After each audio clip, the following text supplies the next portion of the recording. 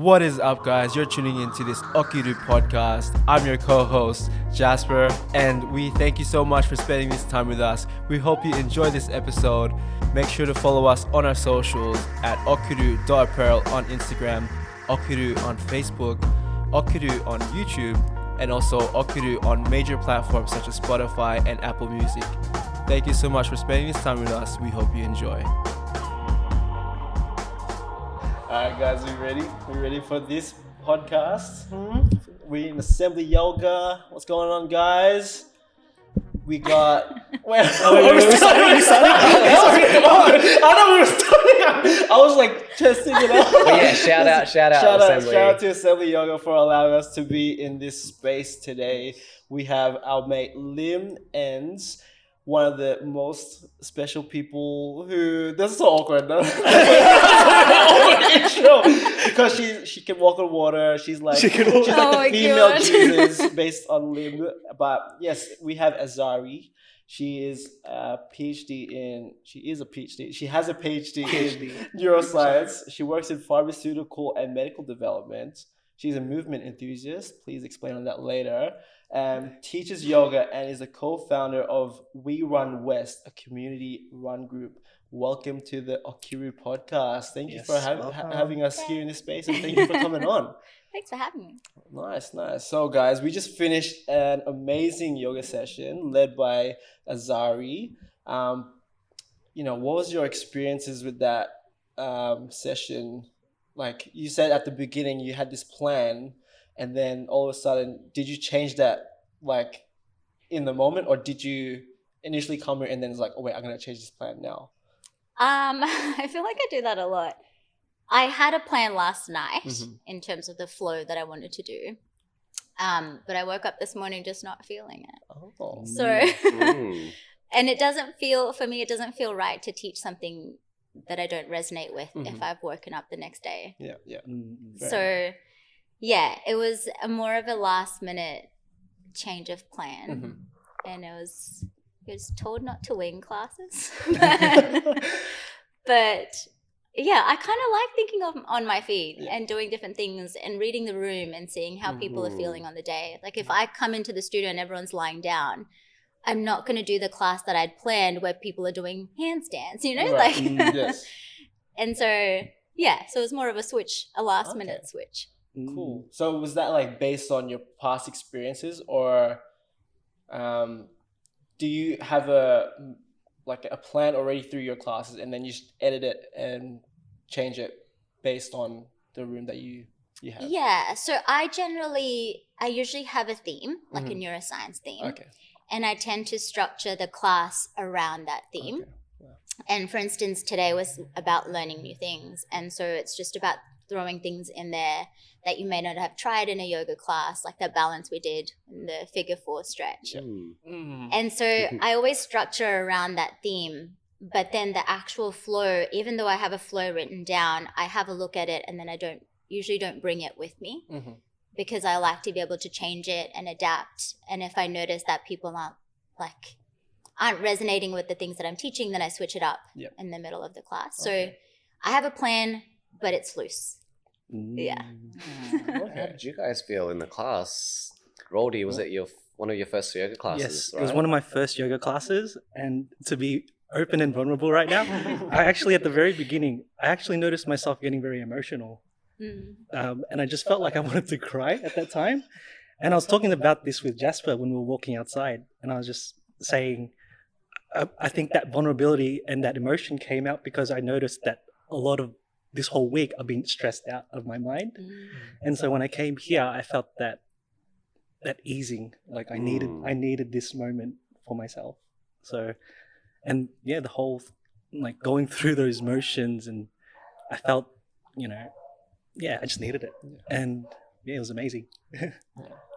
Yeah, well, thank you for that amazing session, because I felt the opposite at the very end when we were at the point of just relaxing and just breathing. I was getting emotional. I wanted to cry. You just have these two guys crying in the background. I was like, I'm not gonna cry. No, the first yoga session.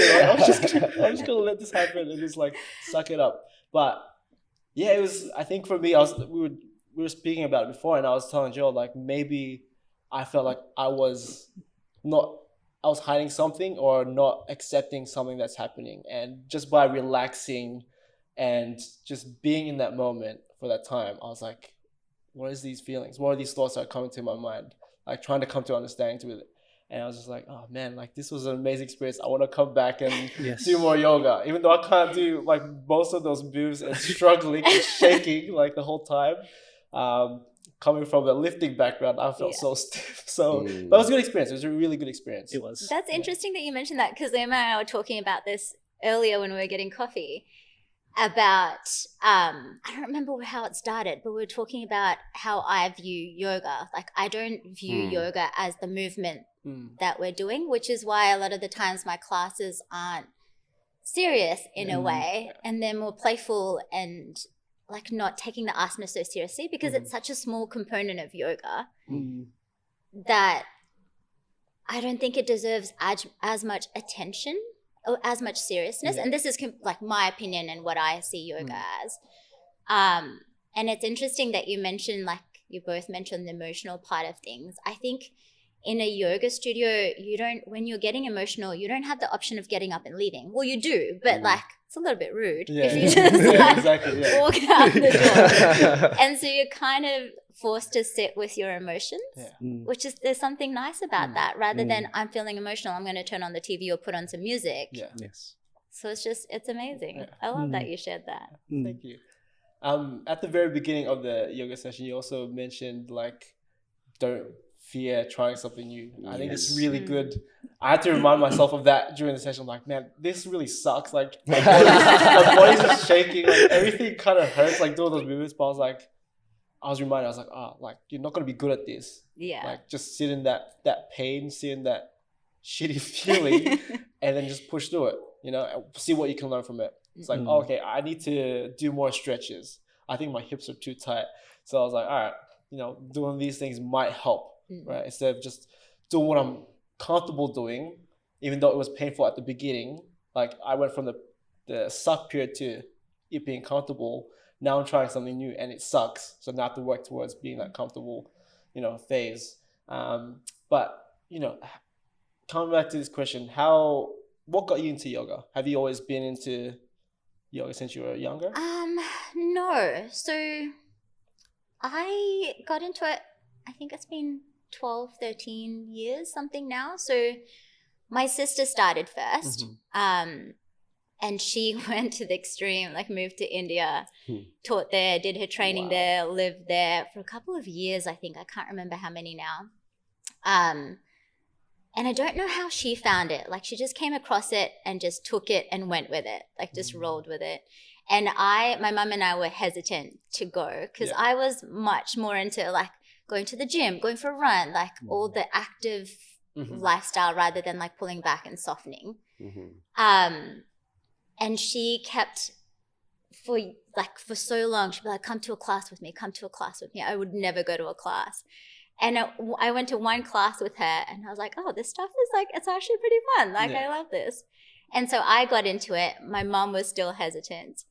And then the year my grandma passed away, so my mom's mom, that's when mom started going to yoga. So my sister literally dragged her to a yoga studio and mom would not want to go and she'd fall asleep and start snoring in the class. And my sister's like, I'm never taking her again. Like she fell asleep. But I mean, you're going through trauma, right? Like you're going through stuff and she was exhausted. And she kind of took on a similar thing. Like she went to India, did her training. And she has like something like 500 hours of training under her belt. And she's done yoga nidra. And then she resigned from her job at Telstra and went down like massage, became a Reiki master teacher. Like, you know, that completely went down that pathway. And so, yeah, that's a long answer to my entire family history of yoga, basically. So when you first started practicing yoga, and I'm sure you were studying neuroscience already, right? What realizations did you come to meet through the practice from that neuroscience background? Because I know, and we could all feel it come through in your classes as well. I had no connection then, like nothing. And I was doing yoga for purely the movement Yeah. aspect of things. And I was like, oh, cool, there's a place now where I can do a wheel because I do that as like just for fun. And now there's a space for me to do it. Yeah. So that connection didn't happen until my teacher training, which is only 3 years ago now, I think. And that was with Mel, who's the owner of Assembly, and Cecily. And their big thing, and you might have had the same experience, Liam, where they really push you to find you in your teaching. Yeah. And they constantly, like every time I do a practice class, they'd be like, oh, that was great. Like, you know how to sequence well, you know how to instruct people well, but what's you? Like, what's the part that lights you up that's you're not showing in your practice? And that's when I came across the neuro part. Oh, Yeah. wow. So it was it's only recently. recent. Yeah. Wow. And it was more to do with them, I think, That's amazing. pushing me to be like, what's the, what are you teaching for? And I always love the idea of people knowing about their brain. Like, I feel like the more you know about it, the less you fight against it. And you're working more with it, if that makes any Right. sense. The devil you know, right? Yeah, exactly. I mean, I think that's what helps me is like, okay, it's how my brain is functioning. That's just how my brain is.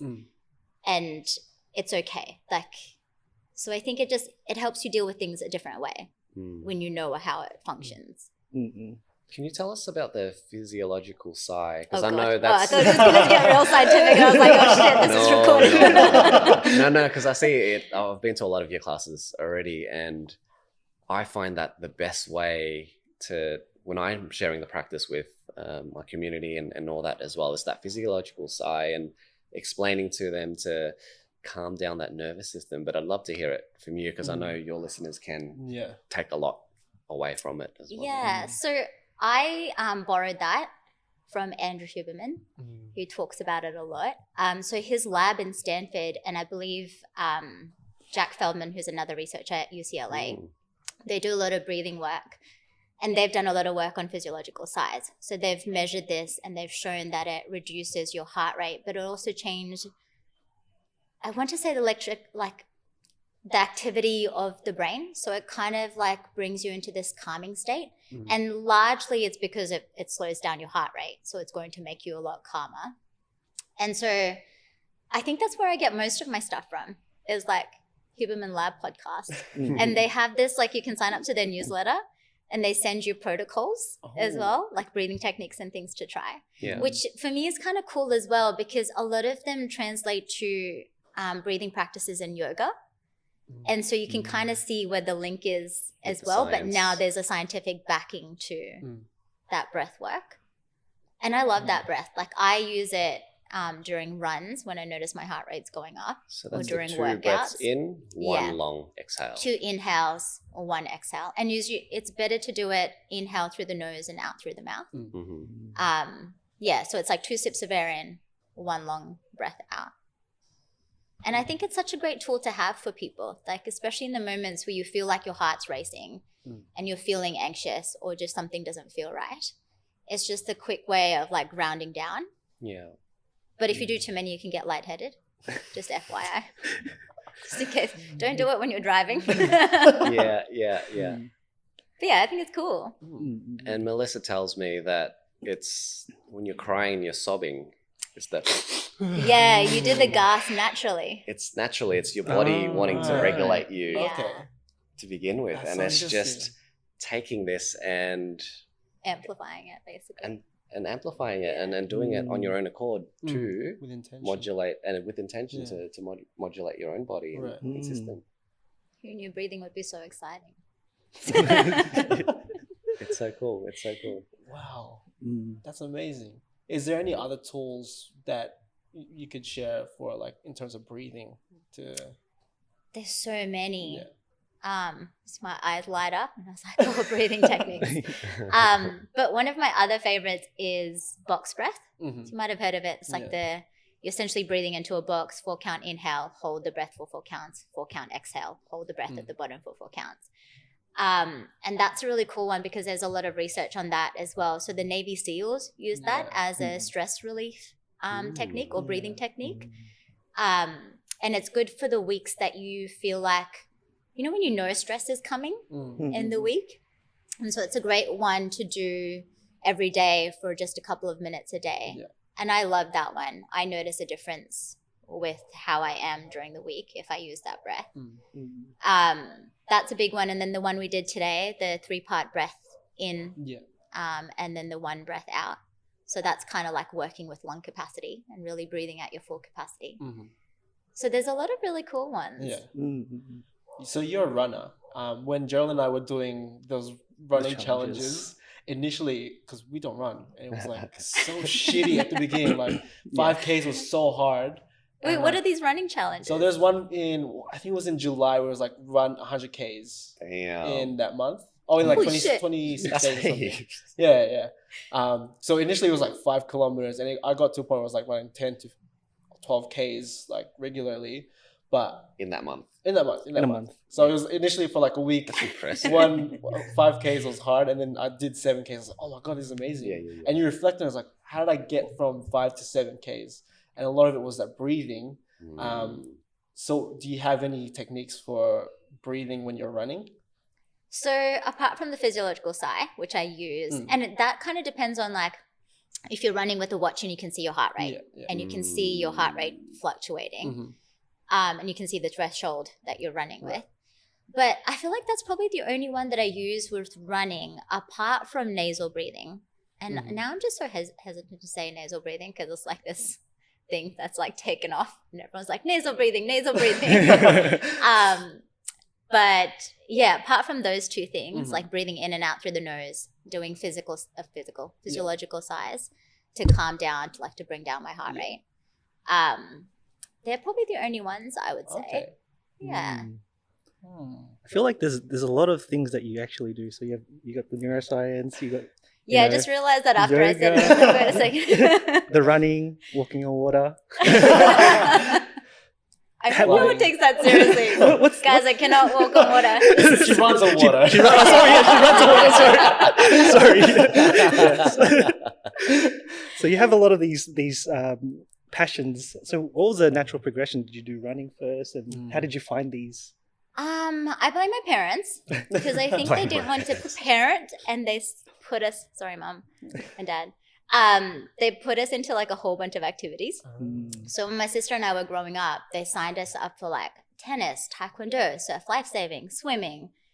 And I don't remember there ever being a day during the week where we were home sitting on the couch on an afternoon. Like Sundays, surf lifesaving the whole day. Wow. Saturday, tennis in the morning, and then school during the week, but then like taekwondo in the evening. Like there was just always something.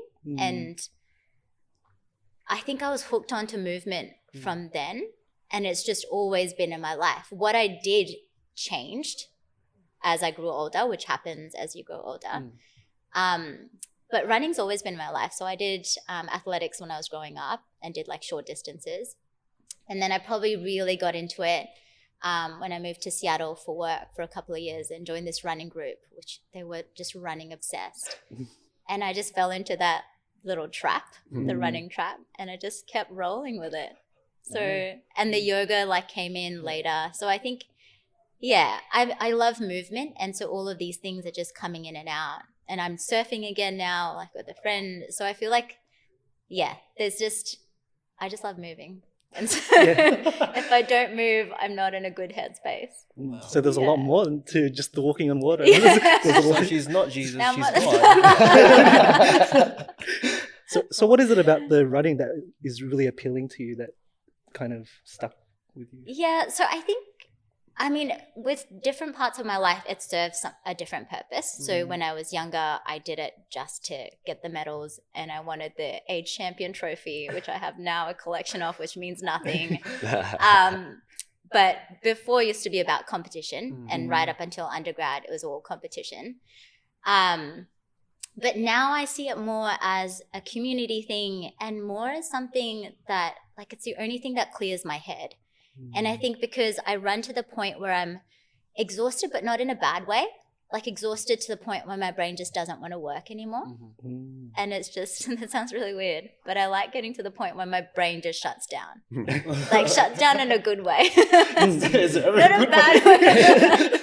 To the point where I'm like, I'm not thinking about like, oh, I didn't do that spreadsheet at work. Oh, I didn't do this at work. True that. Oh, I said this to someone. I wonder how it was received. You know, like, So you get into the body to get out of the mind. yeah, Right? exactly. And it gets me to the state of like my brain just switches off and it's like the Zen state. Yeah. And I'm the happiest when I've run, like post run. It's just, I feel like I get a little high. So maybe I'm addicted to endorphins. I don't know. Yeah, you could drink, take it's drugs, medical or talk. you can just go for a I run. just run. Right, exactly. That's the runner's high that you. Yeah, you're referring to? exactly. Okay. And that's the point of exhaustion, like completely. I was gonna say brain dead. But We're not you, thinking like, you too would much know of it from gym sessions, right? Yes, Like I go to yes. the gym and sometimes I'm out. Like my body feels amazing and sore, but my head's like at this flat line state Yes. until I have coffee. And then there's like a little spike. Yes. So how do you fit all this in your week? Like you do running, you do yoga, you walk on water. We like to push the walk on water thing. Yeah, you do your job. I How only do you- walk on water on Sundays. only on Sundays. Only on Sundays. Freeze up the Where can we find you? rest. Like, at Willie Beach or Yeah, something? Willie Beach, that's right. Yeah. I don't know how I do it. I think when you love doing the things that you're doing, like if everything in your life are things that you love, then it's easier to balance them, right? Like nothing feels like an effort right now because I love teaching yoga. I love running. I love my job most days. And so they're all things that I love doing. Yeah. And so I fit them in and they flow. And this was a perfect example of like I dropped something last year that wasn't working for me. Yeah. And that was kind of stopping that flow. And I know my mum always says this, that if you're doing the things that you don't love doing, you're occupying that space for the things that you do love doing. Yes. And it's holding, like even though you don't think about it, it could be just an hour in a week, but that's still taking up a bit of space. And so I think it works because I just love doing. How long did it take you to realize, hey, I need to drop this thing, and then you're still doing it, right? Until eventually dropping it, because we go through life wanting to pick up activities and hobbies and spreading ourselves thin, but making that call to drop it and then relieving that burden off of you, because I guess deep down you know what you need to do, right? But to make that decision, how'd you go about that? This is a plug for meditation. Please come to Assembly Yoga. No, but I think that's a big part of it. Like, I think my meditation is a big part of it. And I don't meditate every day. Like, it drops off. And when it does drop off and I'm upset, Mom's like, have you meditated today? I'm like, stop asking me that question. But I think it's a big part of it. Like, I think it's moments, you're not going to know what to drop if your mind is constantly at a state of busyness, right? Constantly at a state of chattering. You only notice things when things are quiet. And it's the same as like when emotions come up when you're quiet. And I feel like that's the moment, the quiet moments where I figure out what I want in my life and the things that I don't want. And I think the things that I drop comes down to my values. So now I'm at the point where if things don't align with my values, they don't serve a purpose in my life. And so it's easier for me to drop them and let that go. And I think like I'm thinking of Assembly Yoga in a sense at the moment, because I never wanted to teach yoga. And I had no intention of teaching yoga. I feel like that's what everyone says when they like, do teacher training, but I genuinely did not want to teach. But I got offered a cover class and then another cover class and then a permanent class and then another permanent class. Like it just kind of rolled. Yeah. But I love this space because it meets all my values. And it's a space where I'm teaching, like I love teaching yoga to a diverse group of people and in a place where there is diversity because I'm someone of color. And so I want to be surrounded by people of color and have yoga be accessible to people like me, if that makes sense. Yeah, so I feel absolutely. like that kind of matches with like what I want to do in my life. And that's the same with the run group. It's in the West. And I think there's so much diversity in the West as well. So yeah, I think it's easier for me to drop things that don't align with the things that I want to see in the world. But there are barriers to walking into a yoga studio as well, because I guess as a young male, it feels like it's out of reach. Like, how is it for you, like walking into a studio I think it's for the first time? Like, because I invited you to my class, right? And it was just this place. But how did you feel? And I know, Roddy, you didn't make it, but what were there barriers in coming into a yoga studio itself? Yeah, just because it's a new space and I wasn't too familiar with it. Just entering it, you're just like, oh, what is it gonna be like? Well, you know, how are they gonna treat me? I guess those little things play on your mind. And so when I was coming here for the first time, I guess I had those thoughts coming through. But once I kind of walked in and I felt the Zen, like it was very peaceful and calm. I was like, okay. So it was very easy, but like once I'm in here, it was very easy just to feel very comfortable in the space. But yeah, beforehand, it's just all the thoughts that come into mind, like, oh, a guy doing yoga, you know, are they gonna think I'm like, you know, just something weird or something like that? Yeah, just judgments. Yeah, no, I understand that. Like, I think for me, if it was me a couple of years back, I'd be like, oh, what the fuck am I doing? Everyone's gonna look at me and judge me. I'm not doing the movements right. But if you get like where I'm at now, where it's at a point where I'm not caring too much about what people think, because everyone would have had to walk into a yoga studio for the first time too.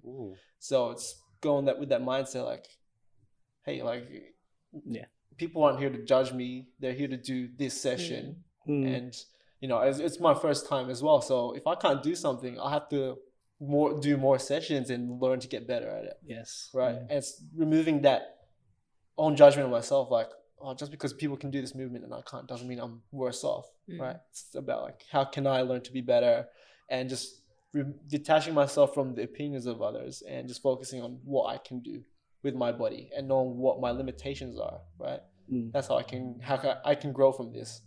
But you know, it's like what you're saying. There's kind of this peace here, you know. Even though you can hear the sounds of the cars moving, you're just in this peaceful space. Like, it's a safe place. Like a safe place, right? Yeah. That's what it feels like. It's very comforting. But then you just go out in the world, it's like, we're back to reality. Like, there was at one point where near the end, I was just so relaxed. I'm like, oh my God, I'm like dreaming. I'm like, is this even real life? I'm like, oh wait, it is. And then you hear the voice, like, just like your thoughts like just come back to the breath. And I was like, oh, okay, yeah. I forgot to breathe. I just let it flow and just come back to it. I was like, all right, now I'm back to reality, you know, just bring it back. And how did it feel practicing in a space with other people? How did the environment work for you both? I think it really helped. For me, I don't like being the center of attention. So having those people around is just like, okay. And also because I can kind of see what other people are doing. Because a lot of the times I'm just like, wait, am I supposed to do this? And I open my eyes. Was everyone lying down? And my hips are still up. I'm like doing the doggy. That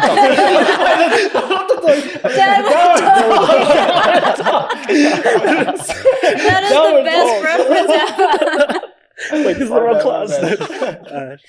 Yeah, so it felt very, it was easy having those people around. And then just having the other people's energy around you as well, because you can feel their calm, and especially when you say like, you know, breathe in and breathe, and you can hear other people's breath. For some reason, for me, it's calming. Yeah. I was like, oh. It reminds you to breathe. Yeah, it does. Yeah. So yeah, it was really nice. Yeah. I liked how you there's that one part where you're like, oh, look beside you and just give them a smile. You know? It's just like, oh, everyone's a friendly person. You know, it's just like no one's like serious, you know. It's like they'll show that smile to you. So that always astounds me. Like, I know I've walked into classes before, I haven't spoken to anybody, and I've just gone in, done my practice, left, and I'm like, what am I here for? I could have done that at home. Yeah. And it's just, I love that intro to like say hi to people and notice the people who you're sitting next to, because that's another human being. Like, Yes. That's another person next to you that you just did not acknowledge when you walked into the studio. And the whole point of coming to practice here is the community, right? Yeah. Like, otherwise you'd sit at home and do it Insta yoga. Like, That's true. Zoom yoga. That's what surprises me a lot about yoga and practicing in the studio is when you end the class, everyone just scrambles to leave for some reason to pack up their stuff, wash the mats, and out the door in like 2 minutes. Yeah. And you'll see me, I'll be like, just sitting I'm there. the just, loiterer. I'm the loiterer. I'll hang back. I'll take my sweet ass time just so I could like marinate in the goodness that I've cultivated and created in myself as well over the hour or stuff like that.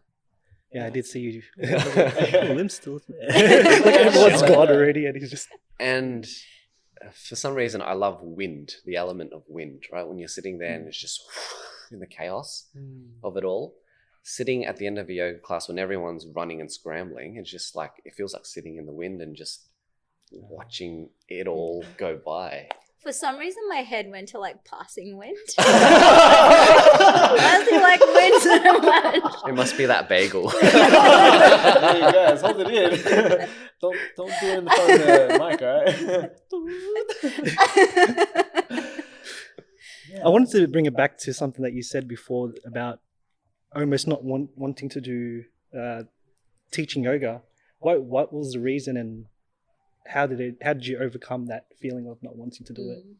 So I actually wrote an article on this for a friend of mine, Alexis, who is a meditation teacher. I feel like I just gave her a little plug there. Plug away. She's amazing. But I read an article for her blog about, and that was like, we're talking about vulnerability earlier. That article was a big vulnerability moment for me. I sent it to her and she posted it, and the next day I was like, shit, people are going to read this and they will know. But I say I don't love teaching yoga, but not in a bad way. I don't think anything's good or bad, but I don't wake up feeling excited about teaching a class, like the same type of joy that I'd get maybe if I get up to go running or go to do something cool at my job. I don't have that same excitement on my teaching days. And it took me a while to figure out why I was feeling that. And I realized what I love about teaching has nothing to do with the teaching itself. Like, I'm the same. I don't like being the center of attention. And so that's why I get everybody to close their eyes down in the beginning when I'm talking. I'm like, please don't stare at me. Which sucks, like going through my PhD, because I do conferences and there'd be so many eyes on me. Wow. And I just don't like people staring at me, like that many people just looking at me. So anyway, I don't love the actual act of teaching, but everything that I get out of teaching is just like fills my cup. And so I love being around people. Like, I love hanging out with people and just meeting a new person every day, like learning something new about somebody random. And I think it makes you appreciate things a lot more, like knowing what other people are going through. And there's this moment of connection in teaching that I don't get anywhere else. Like, if I didn't teach anymore, I think there'd be a little hole in my life in terms of community and connection. And that's my main reason for teaching. So I love the beginning of a class and the end of a class. Like when I'm chatting to people and people are walking out, whether they feel great or they felt crap at the end of the practice. Like, I think that has not so much to do with my teaching and me, but what they're going through in their life too. So so I don't love the actual act of teaching, but I love everything else about it.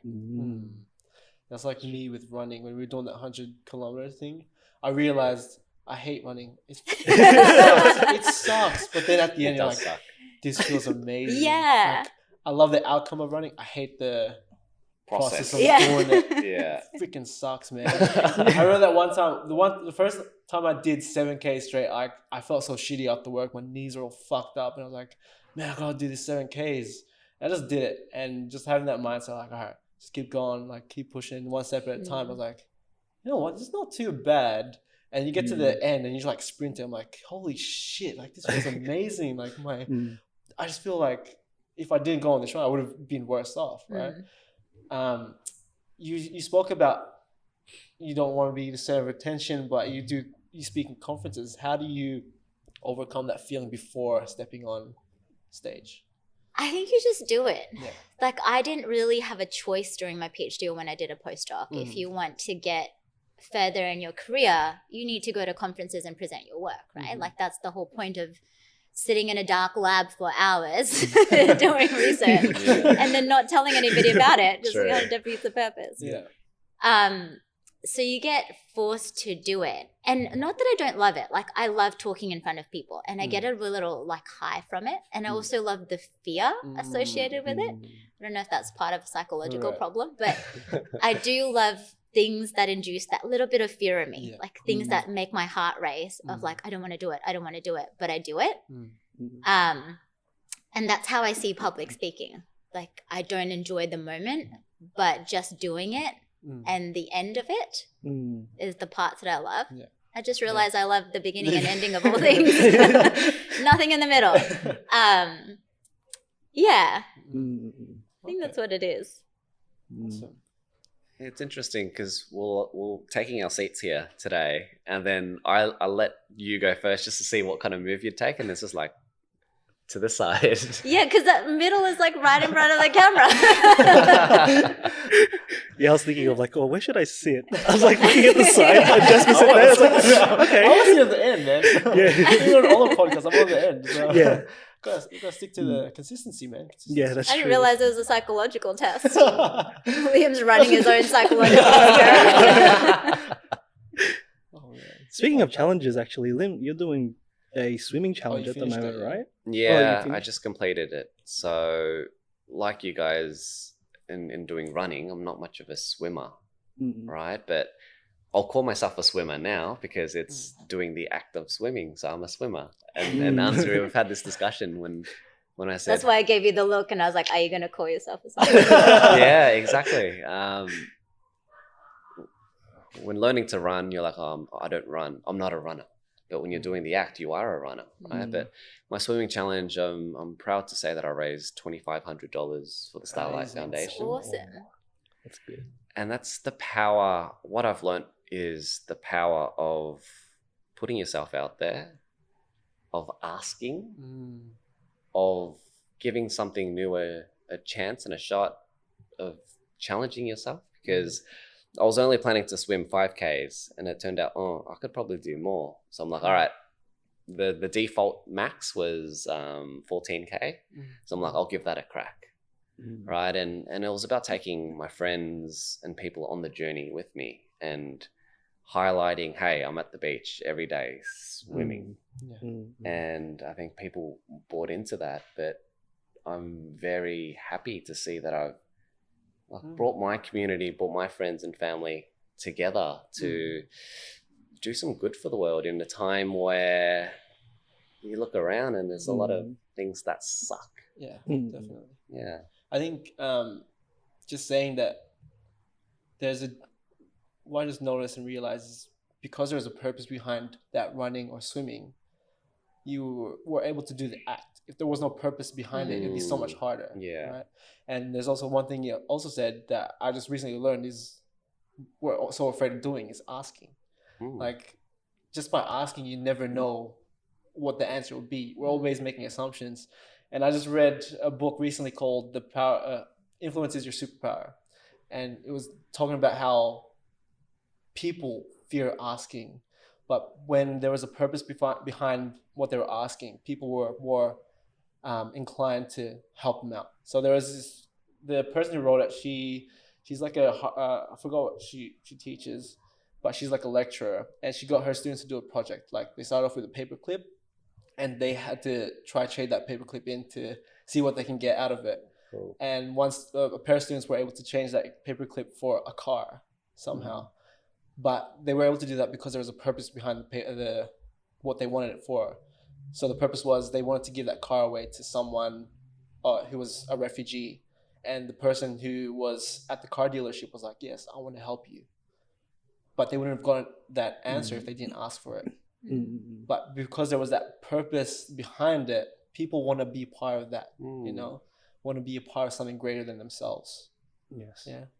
So I guess coming to that, like, what do you guys believe is your purpose? Oh gosh, getting to the deep stuff now. Yeah. Nitty gritty. We're getting down deep, I just into looked the at abyss. Liam. I was like, what is yours? No, I've had a lot of time to think about this purely through COVID, through writing and journaling practices, right? I feel there are three things that I'm working towards, and I want to work in the nexus of these three things. And they are working in tech, and my background in IT, and using the internet and digital media to scale impact.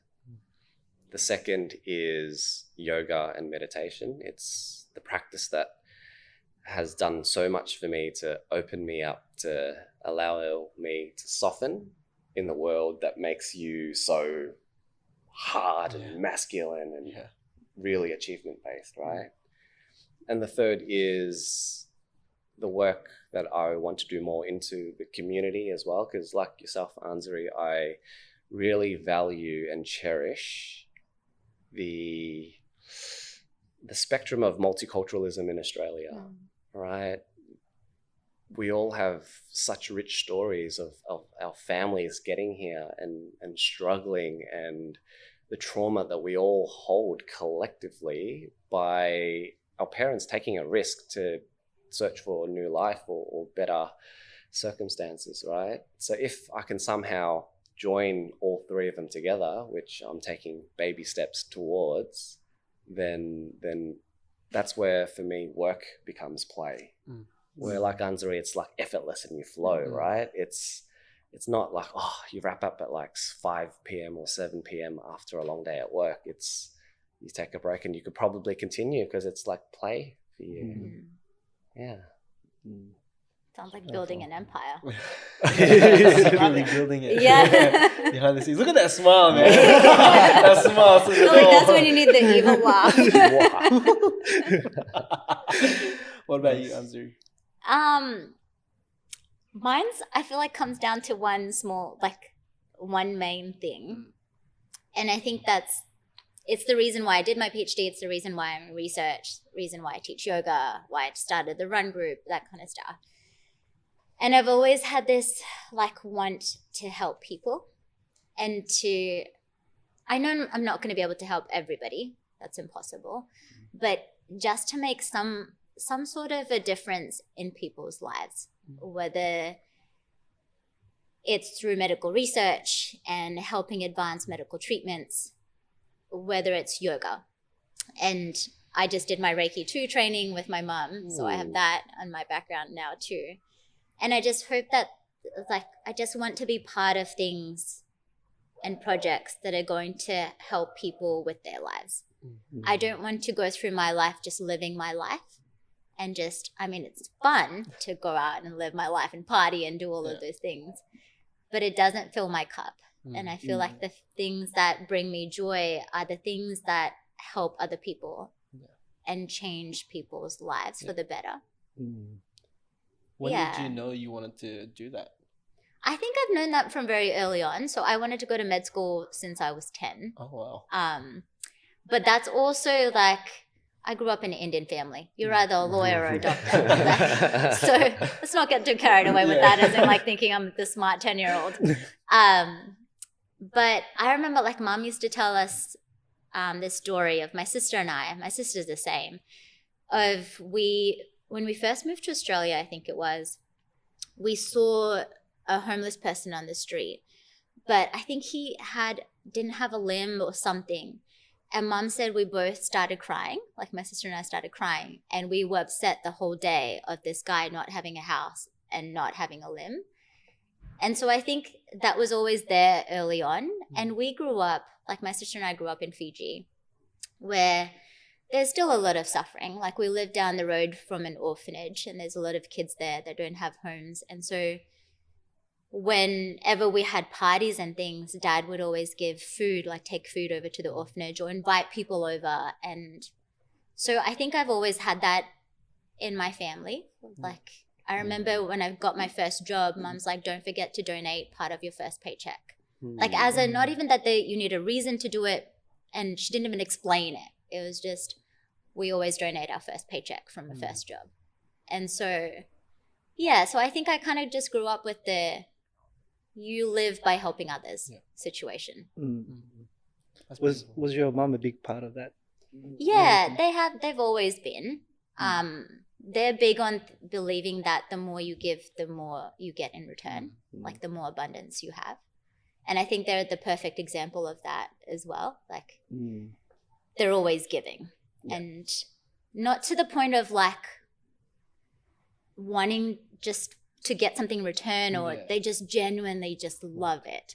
Like if you come to my house, you don't even need to think about whether the lunch is going to be there or the dinner. Like you will get fed to the point where you can't walk out of the house. Like, and it's more about them showing love. Like I realized that that's their version of showing love is like, how can I help you? And it goes overboard sometimes. Like I showed Dad this side table that I wanted, not saying make it for me. Like this is the one that I'm looking at, and he made it for me, and it wasn't exactly what I wanted.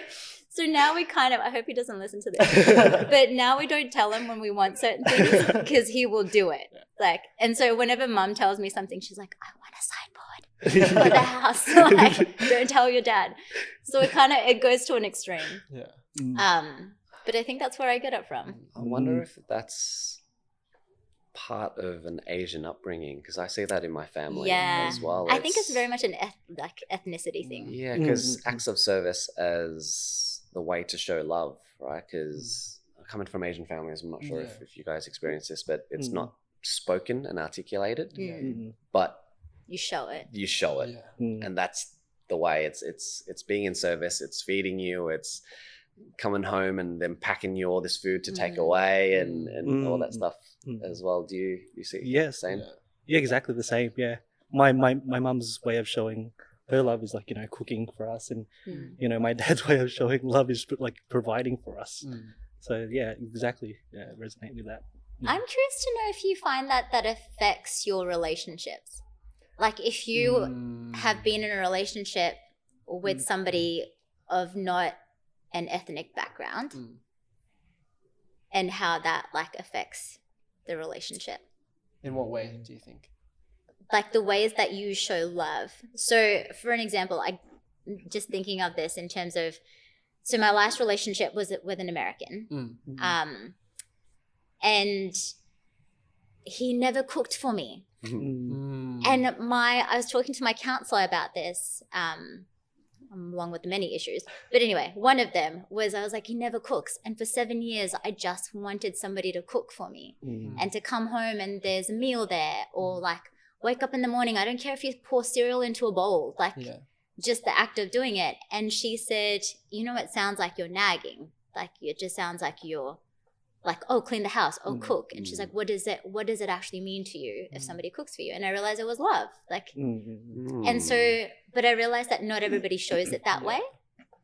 And not everybody, like I grew up with cooking for you is love. And I remember Mum going out shopping, like not even anything important. She'd go out shopping and come home and Dad cooks lunch. And he's like, I thought you might be hungry when you came home from shopping. And I was like, she just shopped. She didn't do anything.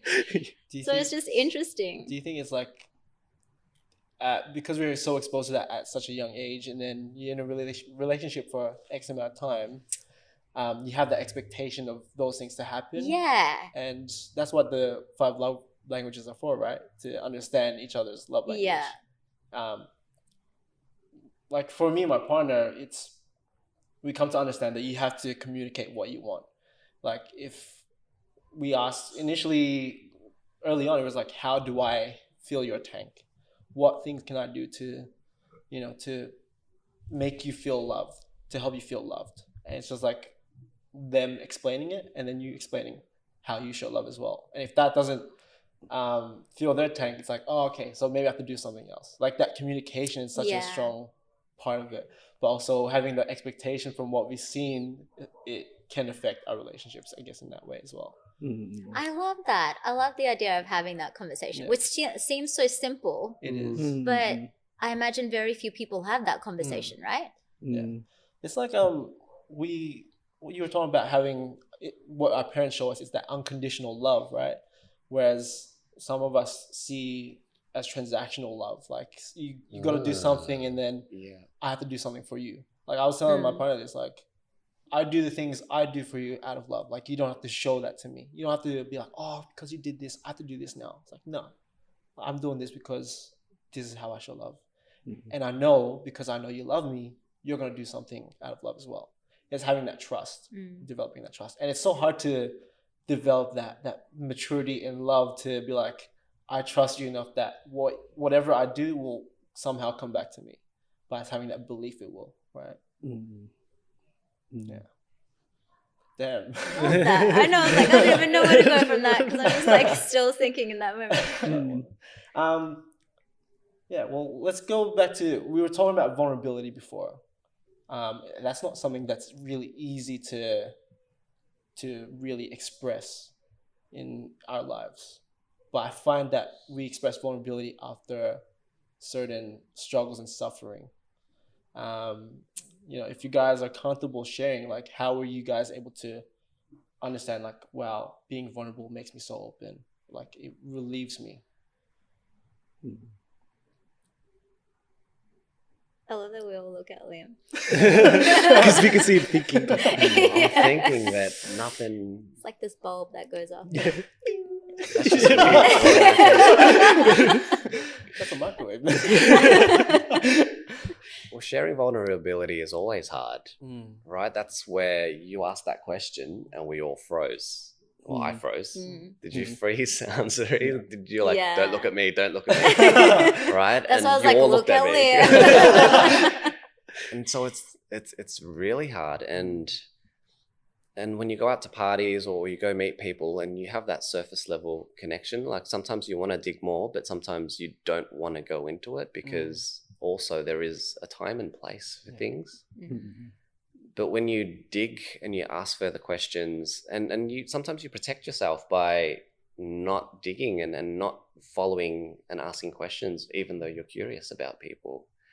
And maybe by being selfish and not asking the question or thinking how they might react if you ask questions is not being vulnerable to yourself to start opening conversations up potentially. But it's how do we create environments in our relationships with others to allow more vulnerability to take place if that's what we want as well. Sometimes you have friends for certain purposes where you go out and all you do is run potentially, I don't know. Or you go out and you party and or Why'd you look at me for the running and over there for the party? You gotta run party. What? There's a party over here. party in the back. That's That's all. That's what it is. Yeah, look, that's why vulnerability is so hard to articulate. But Anzari, you were talking earlier about Brené Brown. I've not read any of her work, but it's been mentioned so many times. Like I see she is used as a resource for a lot of people. Can you share anything about her work at all? I love her work. I feel like a lot of people do because it's so relatable to the things that we're going through in life. And I see vulnerability two different ways. So being vulnerable, I think, comes down to the reason you're being vulnerable, right? So there's a version where you share something with somebody to speed up connection. So if I'm like, oh, Liem, I haven't told anybody this before, but this happened to me as a trauma when I was growing up, that's speeding up connection. That's not being vulnerable. True. In my opinion and in psychology's. And then I think there's the other side where you're genuinely sharing because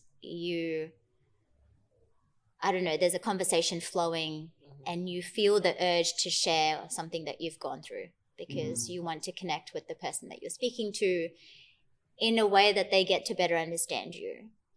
And we all have chapters, right? Like I'm meeting you all at a chapter in your life, but I have no idea about the past chapters of what made you who you are.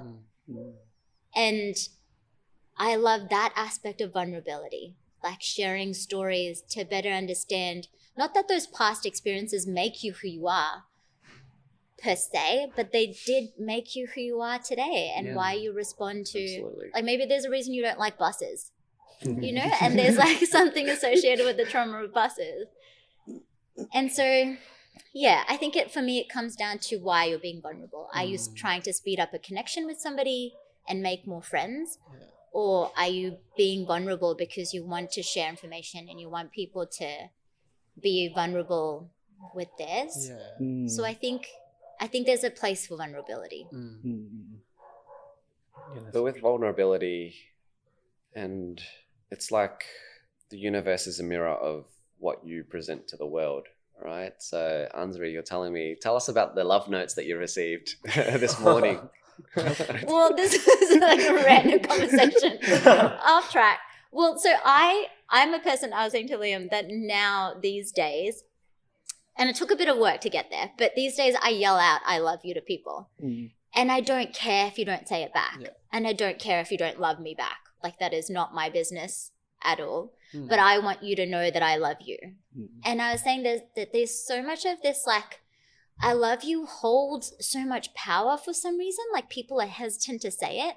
And I've been in situations where I've said it to a friend, where I've said I love you and never got anything back. Like, which is fine. It's not the reason why I said it, but it makes you notice when people are hesitant to say it. And I am one of those people that I'm like, if I've met you and I've known you for 2 weeks, if I love you, I know I love you. And so I'm going to say I love you in 2 weeks. And I don't see anything wrong with that, like, or any issues with that. And I love, like, we were hanging out at Migrant getting coffee, and a friend of mine, she sent me a message saying, good morning, just wanted to say I love you. And I love those messages. Like, and I realize I do that to people. I send people random messages like, P.S. I love you. Yeah. And it just, I think that's a form of vulnerability. Absolutely. Absolutely. Without knowing, like, what people will say in return. Text messages are easy because you're like, oh shit, it's sent, it's gone. But saying it to people is like, is huge. And Mel does that too. So Mel, who owns Assembly, she'll yell out, like, we'll go at the end of the run group, we'll be walking off and she'll be going to a car. I'm going in the other direction. And I'll be like, I love you. And she's like, I love you. So it's just, yeah. I love it when people are able to do that without that fear. Yeah. I guess it's something that you don't usually hear as well. It's like, especially because I'm probably talking about myself. I'm not hearing about We love you. I love you. I just met you, but I love you. But yeah, I guess going back to like my parents and stuff like that, like it's not a word that's said often.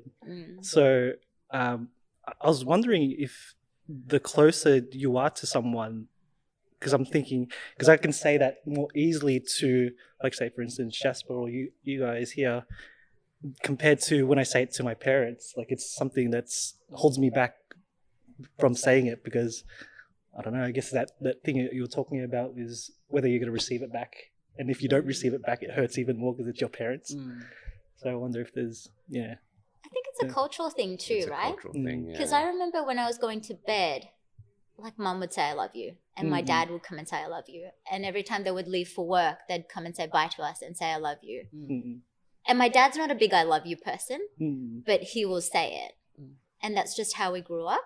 And they kind of drilled into us that you do not go to bed angry, you do not go to bed upset at somebody, you will make up, say I love you, and then go to bed. So I think a big part of it is cultural and how you grow up.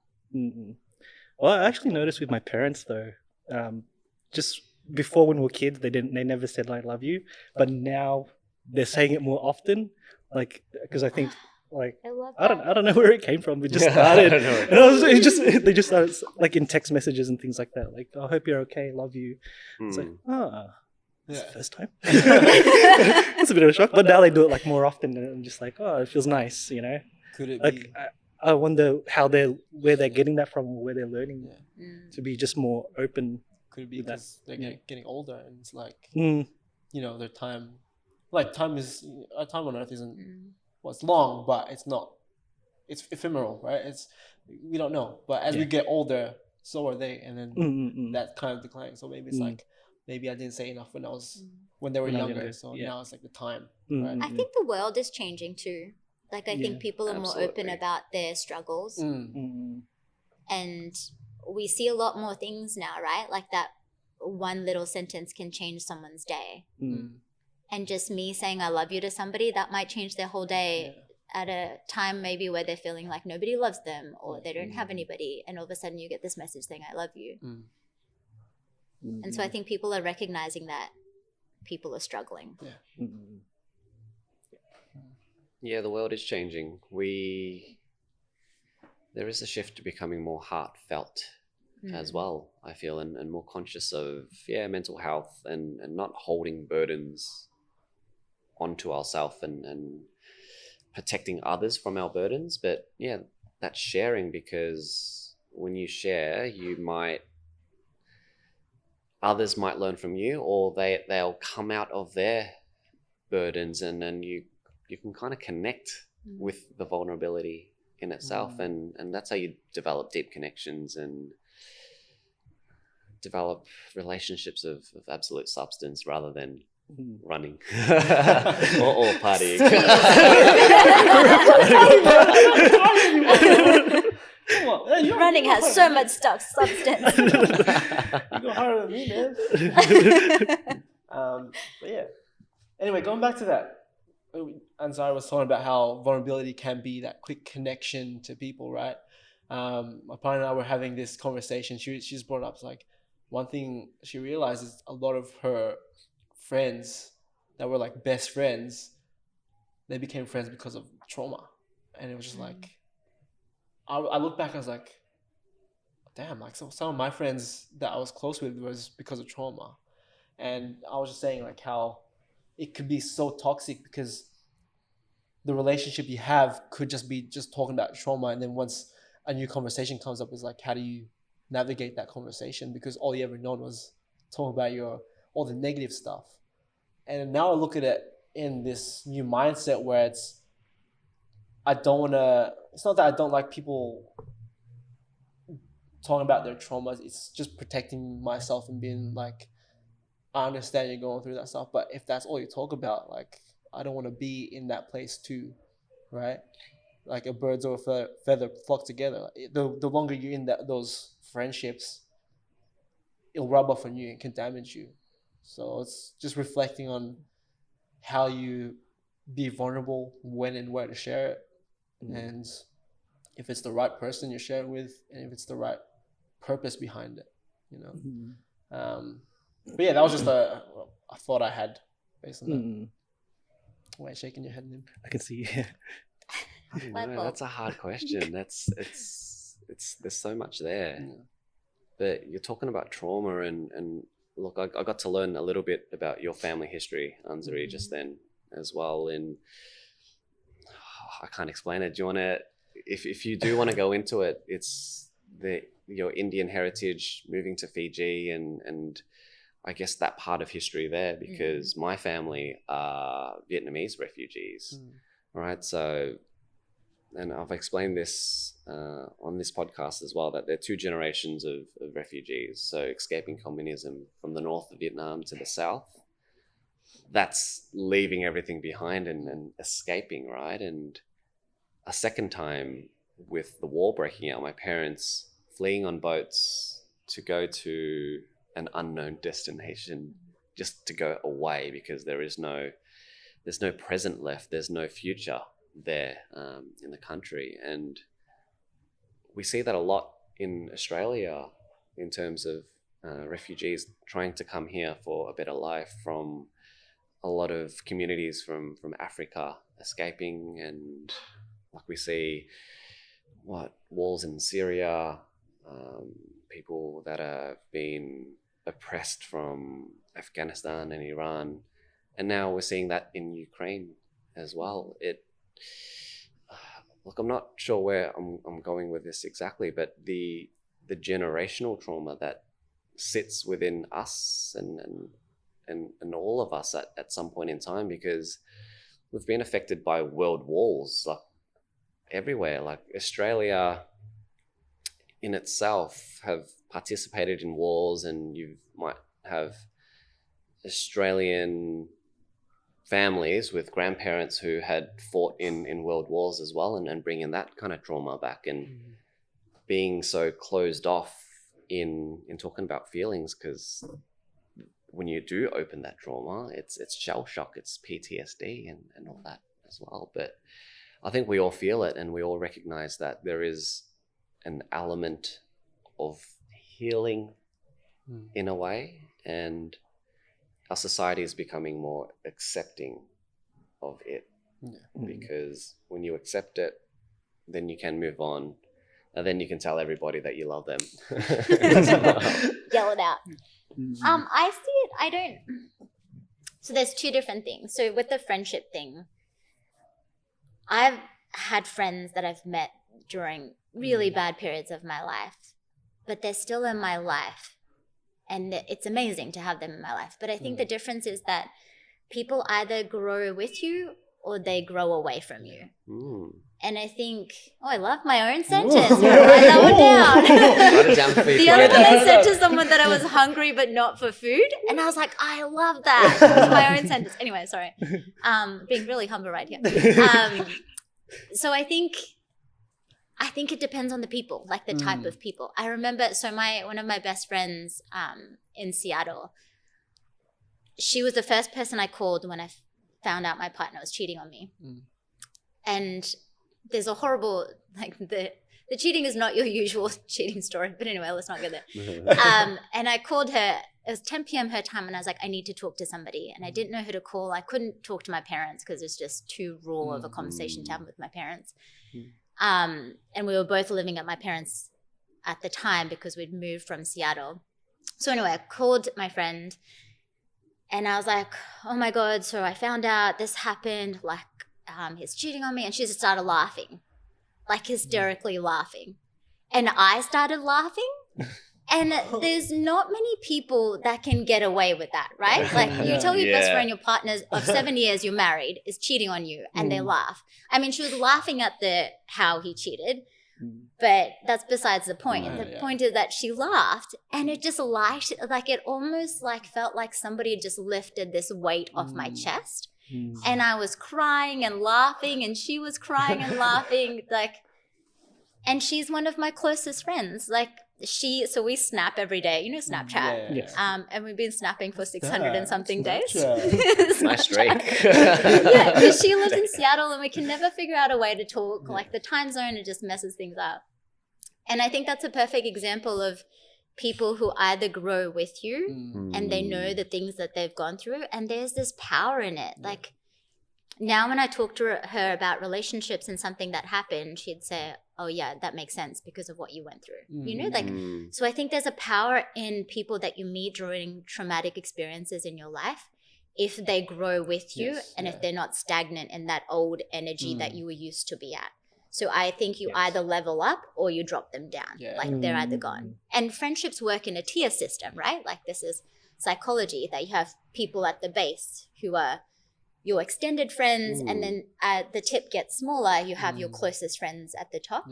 And I think sometimes the people that are at the top are the ones that have grown with you and have survived things with you. I know, I love this deep thing. It's a coffee, like kicking in. And then with the generational thing, like that's something that I'm working with my counselor, because I think you can break generational trauma. Like I think you can break patterns. So in Indian culture, and this might be the same with other ethnicities, you don't get a divorce.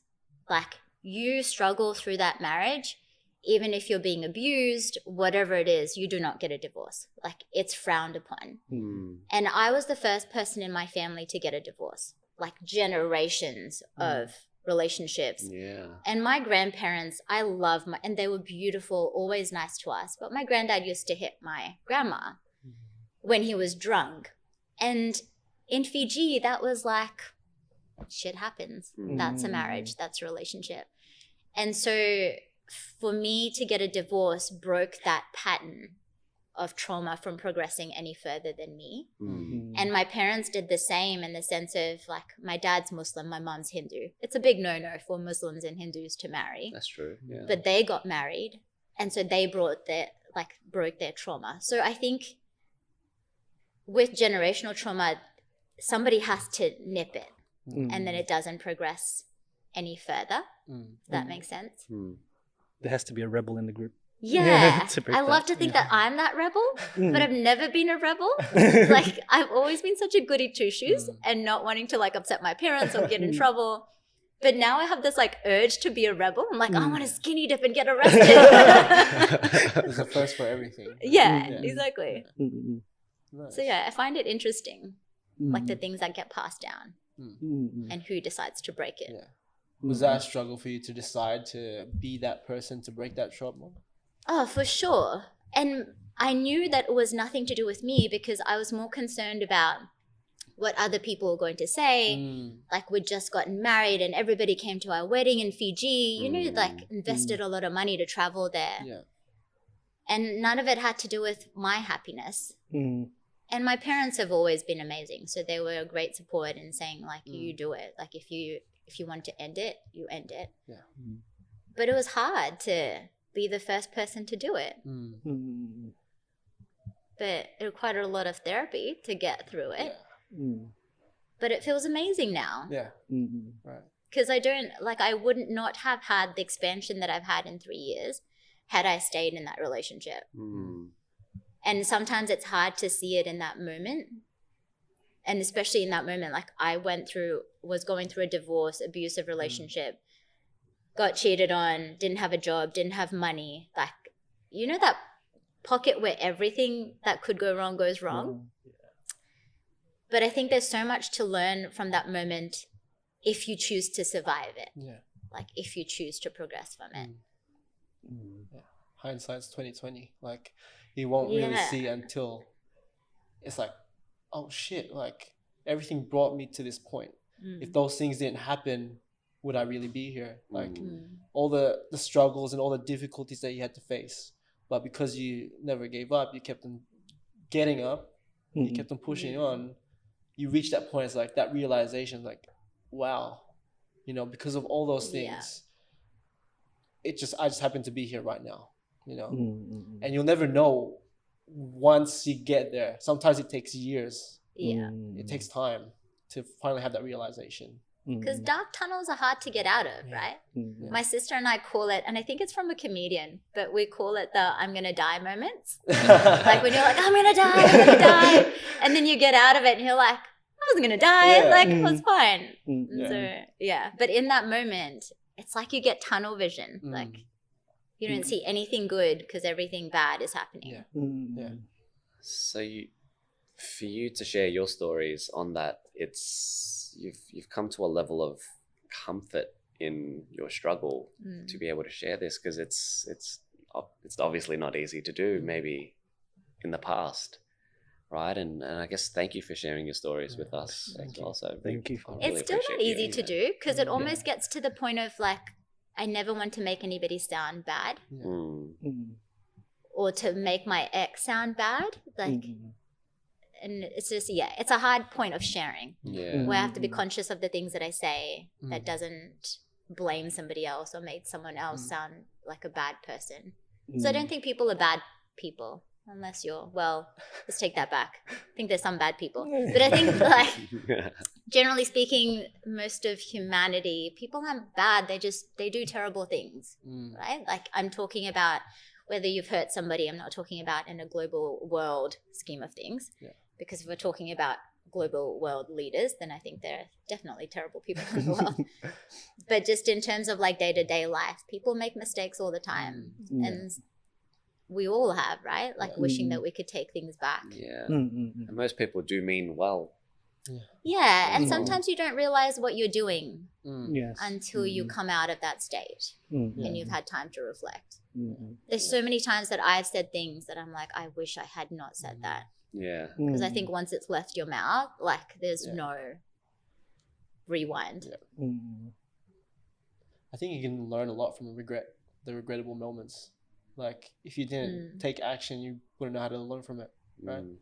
You'd be walking on eggshells the whole time. Whereas if you do those mistakes, you can be like, okay, I know not to say that anymore. I know not to do that. Maybe I can do it a different way, right? So that comes with a sense of awareness as well, I guess. Yeah. Because some people are sometimes oblivious to what they're saying and like, oh, that was kind of offensive. But it's not, it's not going to change. Yeah. But yeah. I'm amazed that some people don't have that. Like that moment of like, oh shit, I probably shouldn't have said that. That always astounds me. They're just still smiling. Yeah, I'm like, that was me. Everyone's built different, right? That's Yeah. what makes us who we are. Human beings so unique. You know? So how do you develop that awareness? Then? I guess it's someone actually telling, like, what do you call it? Sometimes it is Talking to pointing you it and- out. Yeah. pointing it out, and just having that, hey, you shouldn't be doing that. Yeah, because That's if you're nice. oblivious to it, then it's never going to change. Like, you don't have, yeah. I think it's a big part of growth too. Mm. Like the things that you go through. So I remember I used to have this opinion of like people in abusive relationships. And I was like, I don't understand why you don't just leave. Like, why are you still with that person that's constantly abusing you? Until it happened to me. And I was like, this is how you do it. Like, you just stay in it because you just keep ignoring it. But I would not have had that judgmental perspective change had that not happened to me. And so I think a big part of awareness is just you growing. Yes. It's Got safety deep and real quick. safety and comfortability into existing situations as well, and to break away, it's all right losing that, and it's that sunk cost as well, because you've already invested so much time and life and love into that previous relationship potentially as well. Yeah, and another thing is that you're always thinking about the other person, or you're never selfish for yourself. Like, how's this gonna affect my happiness? Or like you're always just thinking about, I want other people to be happy, or what are they gonna say about me if I do this? Blah blah blah. You're never thinking about just your own happiness. Sometimes it's just being selfless is important. Like you have to take care of yourself. Why do you think it's so hard for people to do that, to care about their own happiness?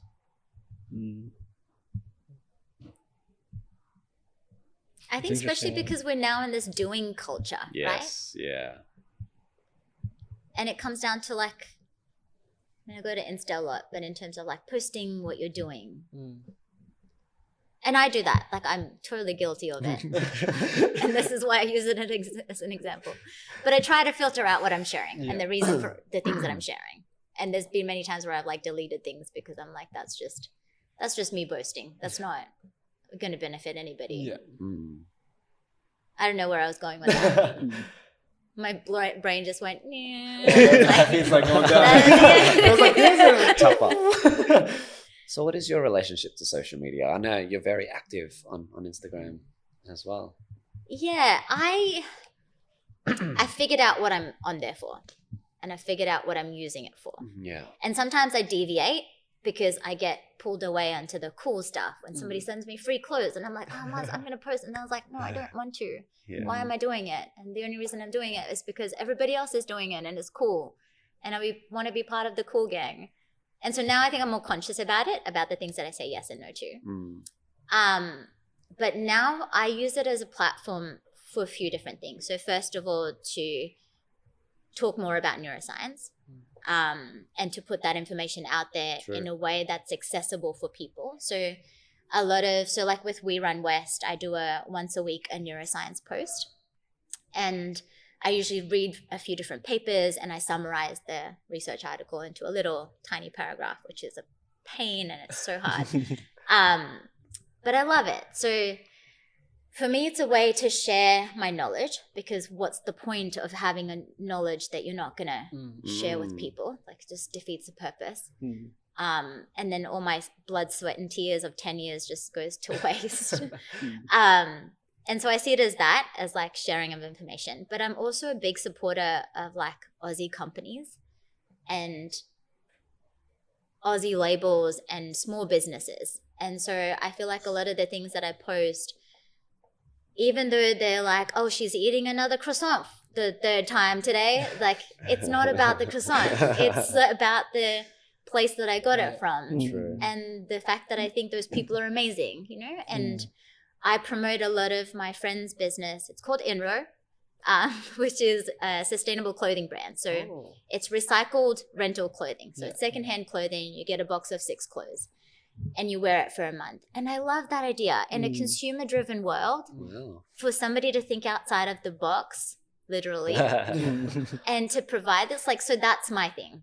Is like, I love promoting these people that are doing cool things for the world and highlighting them and helping them get their message out there rather than I'm going to share this outfit because it's pretty.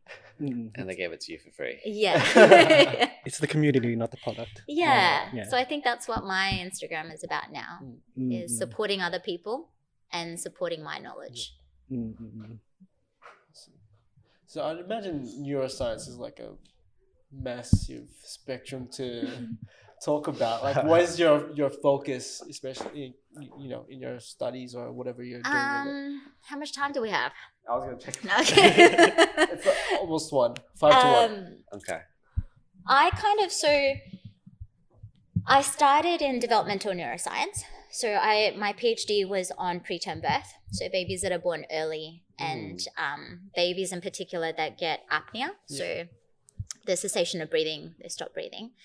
And it happens commonly in preterm babies. So when that happens, they get injected with caffeine, which a lot of people find fascinating. Yeah. That's how I love coffee so much. I know a lot about caffeine. So my PhD was essentially on caffeine in the brain. And so the babies get injected with caffeine and it stops the airways from closing. So saves their life. But babies that are also born preterm, they can't breathe as well, so they go on ventilation. So caffeine kind of helps them come off the ventilation a lot quicker because ventilation induces lung damage as well. Oh, wow. So there's a whole bunch of different things. So my PhD was looking at how caffeine affects the brain and immature preterm brains. And then correlating that to studies that are being done in humans where these kids are now 12 years of age and they're getting MRIs done to see how the caffeine's changed them or if it hasn't. But when I was doing that, I started learning more about caffeine and Parkinson's disease and how it's been implicated in Parkinson's, like helping people either delay the onset or affect their symptoms. And so then I wanted to go switch the perspective from like developing brain to aging brain. And there was a person in particular in Seattle that I wanted to work with who's a really cool neuropathologist. It's a bad idea working with him. He's Chinese and he never slept. He just worked. Oh, God. And yeah, we'd have meetings on Saturdays, like Saturdays at 2 o'clock. Neuropathologist. Yeah, so he's the person that he basically walks in as a consultant, super smart, looks at a brain like under a microscope or whatever, or samples of it, and basically says this person has Parkinson's, has Alzheimer's. Like he kind of does that kind of thing. And so his area of research was Alzheimer's and Parkinson's. So that's what I started working on then, was finding better ways to diagnose it early. Because right now people get diagnosed really late and by then their symptoms have already started and it just gets worse. And one of the ways to diagnose Alzheimer's is via spinal tap. And not everybody wants to get a spinal like needle stuck into your spine every couple of weeks. So I was trying to find a way to diagnose it using blood. So that was kind of like my postdoc side of things. And then I got sick of asking the government for money. And I said, screw you, and I left. Is the short story version of it. But I also don't think I would have survived in that world, in the research world, to be honest. Like I just didn't have the drive to fight for funding, to come up with brand new research ideas, have it be knocked down. And I think it takes a certain type of person who is incredibly talented to survive in that environment. And I have friends who are still there and they're amazing scientists, but I just couldn't. It's not something that I could be. Yeah. So now I've kind of shifted. Now I work more in drug development, medical device development. And I don't work on as much neuro studies as I used to. Okay. Mostly because COVID has taken over everything. But yeah, so I still have my feet in like the clinical science side of things, but not my own research. Yeah. Have you had much experience with psychedelics? No, but I have a fascination with psychedelics at the moment. But I feel like that's another hour conversation. But I know. I think longer than an hour. My bad. but yeah, I have a big interest in psychedelics, just in terms of like where it's going at the moment, in terms of like, working with depression Therapy and things like that. Yeah. It's pretty cool. Yeah, I won't because go into personal experience, but yeah. yeah, well, I can explain firsthand experiences when you're talking about when you're in that feeling and you feel trapped, right? I've had those moments on psychedelics and it feels like you're gonna die. It's set and setting, so where you're at and who you're with is really important when you're consuming these substances, and it works really well when you're out in nature and in the open, because you feel the expansiveness of the environment around you. And so I've been volunteering for an organization called Harm Reduction Victoria and Dancewise for a couple of years now. And it's about taking care of patrons and punters at music festivals so that they don't cause harm to themselves and others as well. And at festivals, no matter how prohibitive and illegal it is, people will find a way to do it, right? So I guess it's recognizing and understanding, all right, things are going to happen, so we will address the need of the market and take care of them in times of struggle or when potential harm arises. But my experiences are when you've taken these substances and it feels like you're going to die, right? Your mind is like closing in on you. You spiral out of control in terms of some thoughts or maybe some problems that you're having, and you feel like it's all your fault. You are the center of this universe, and it's the lights are turning off and it's like, all right, game over, bye-bye, you're out. And that's how it feels. But then you work through it, and then you're like, you struggle, maybe you surrender to this supposed death, right? And then you realize, hang on, that wasn't as bad as what I thought it was. Hang on, oh look, I made a mistake, but I can do this instead next time. And then the lights turn on, and then you start opening it up to the world again, and you just feel this openness. And that's one of the main reasons what's drawn me to yoga itself.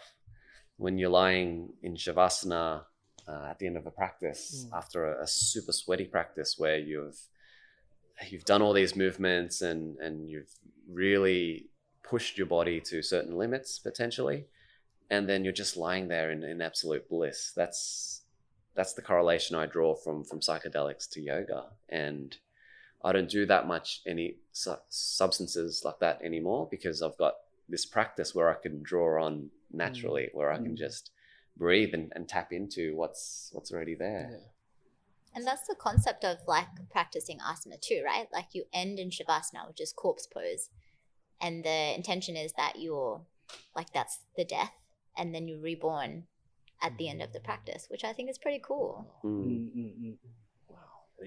That's why I Just got all like a emotional. mind blown, like Just trying to process everything. Because I got reborn. I got reborn. Oh, I was reborn today. I'm a new man. Right, that's amazing, man. Yeah, no, I'm not gonna say if I had those experiences myself, but like through other things. But From what I've heard. from what I've heard through papers This and book that I read. this book that I read and podcasts, like I see that like in those times when people use those substances, they feel like they're the center of the universe, right? And it's hard. Sometimes it's hard to get out of it, right? It's how. I don't know where I was going with this. I've lost my train of thought.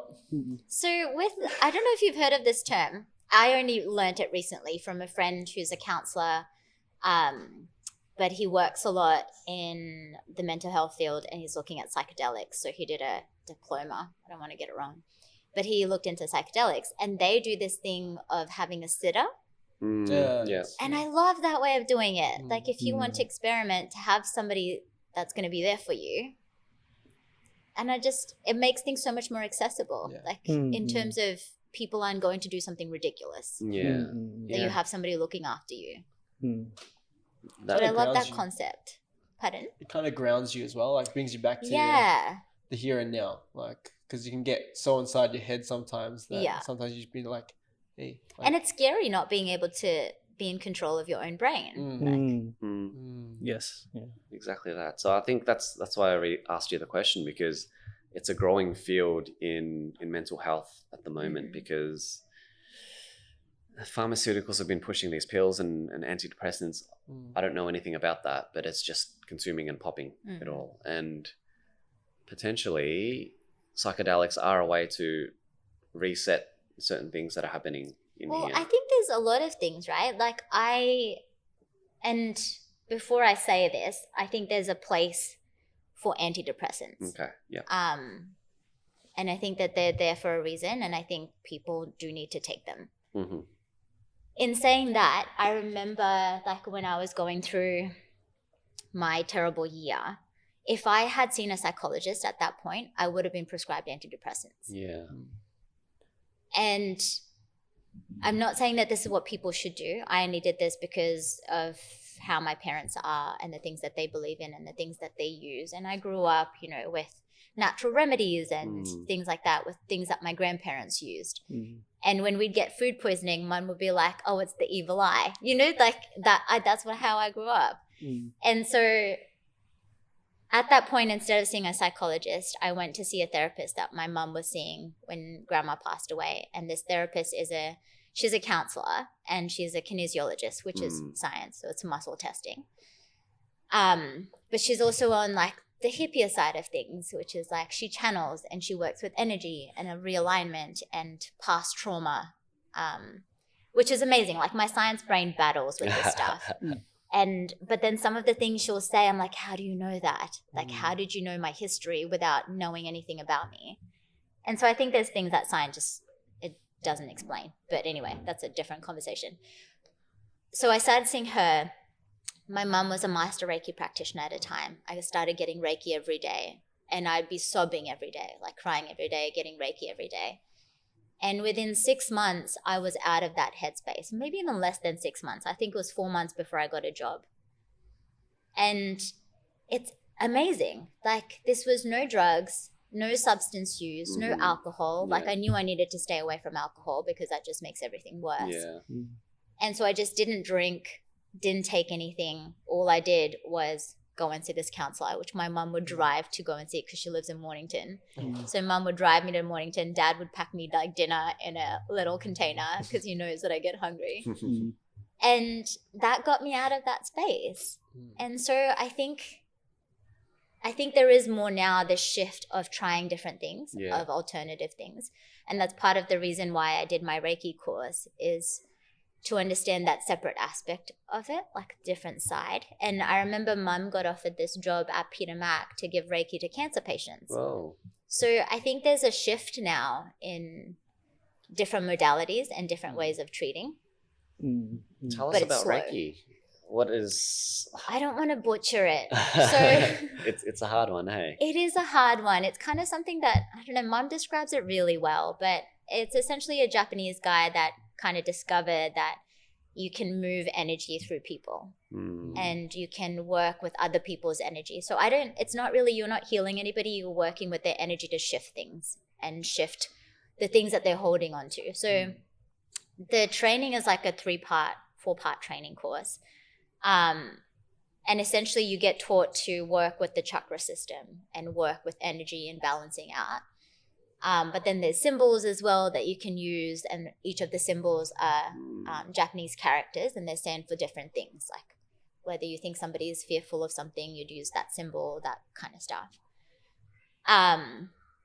My science brain I still fight it, like argue with it, but then there's just random things that happen that I can't describe any other way. So like this morning, so now I do Reiki in the room before I start my classes. Oh. And this morning after the flow class, it was the longest line at the toilets. Like people were waiting to go to the bathroom. And I was like, what is going on? And then my mom was in the class in the morning and she was standing in the corner and she was like, And it's because she knows that I did Reiki.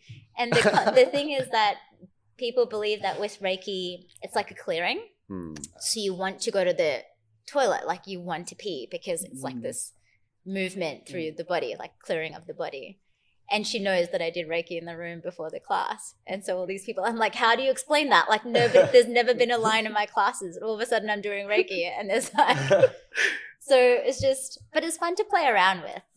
Like, I think it's fun to explore what your body is capable of doing and what your mind is capable of doing.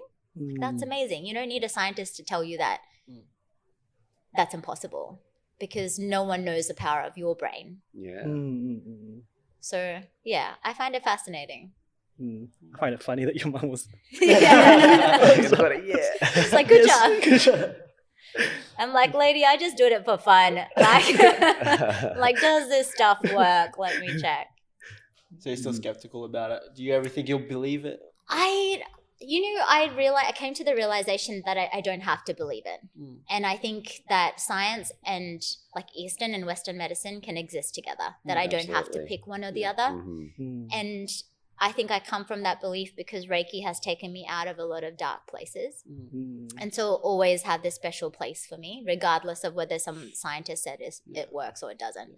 A lot of scientists laugh about it, like, and make fun of it. But I also know that my grandma's used so many things that have saved a lot of people in our families. And I think there'll always be a space for Western medicine. And I think it's needed. But I think that we really need to shift into a world where things coexist. Yes. Yeah. That's beautiful. It's not just black and white. Yeah, exactly. And one pill doesn't save everybody, right? Exactly. And it's the same thing with these modalities. Like, you wouldn't prescribe an antidepressant, the same antidepressant, to everybody, because everyone reacts differently. So why would you do the same for therapies? Yeah. Yes. Anyway, it's a very, very passionate topic. Yeah, it sounds like it. Fantastic. But how do you how do you change that with other people? Because obviously not everyone has the same mindset as you. So it's like, how can you influence and inspire that? It's funny, like my sister and I are having this conversation as well. So she's in her final year of physiotherapy. And she was saying that one of her lecturers was making fun of Reiki. Like, oh, we're not going to just place our palms on people and heal them. You need to move them. And so I think that needs to go away. Like how people talk about it and how people bring down other people. And I think there's a fine line between not believing in something but being respectful of it.